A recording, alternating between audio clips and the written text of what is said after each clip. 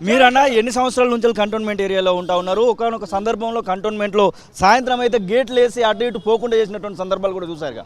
మా తండ్రులు మేము అందరం ఇక్కడ పుట్టి పెరిగిన వాళ్ళమే. మేము ఇక్కడ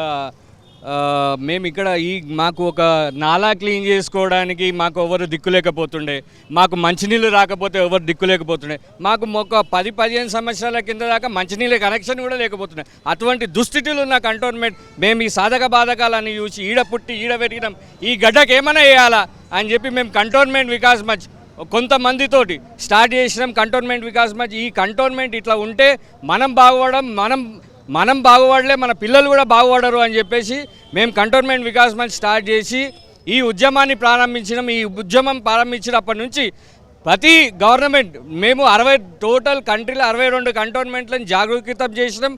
అన్ని 62 కంటోన్మెంట్ల ఉద్యమాలు స్టార్ట్ చేయించినాం. అది సెంట్రల్ గవర్నమెంట్కి అర్థమైంది. ఢిల్లీ నుంచి గల్లీకి పోయి ధర్నా చేసినాం.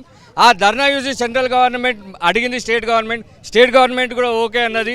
ఇవన్నీ ఓకే. ఇప్పుడు లాస్ట్ మూమెంట్లో కొంతమంది కొంత స్వార్థ రాజకీయ పరులు ఎవరికైతే ఇది మర్జర్ అవసరం లేదో, ఎందుకంటే ఎక్కడ ప్రాబ్లమ్స్ ఉంటే అక్కడనే డబ్బు సంపాదించవచ్చు, అటువంటి రాజకీయ వ్యక్తులు ఎన్నో అడ్డుకట్టలు వేసినా ఈరోజు రేవంత్ రెడ్డి గారు మన శ్రీ గణేష్ అన్న గారు ఇచ్చిన మాట ప్రకారం ఢిల్లీలో వెళ్ళి మొన్న రేవంత్ రెడ్డి గారు డిఫెన్స్ మినిస్ట్రీతో మాట్లాడి ఈ ప్రక్రియ స్టార్ట్ చేసినారు.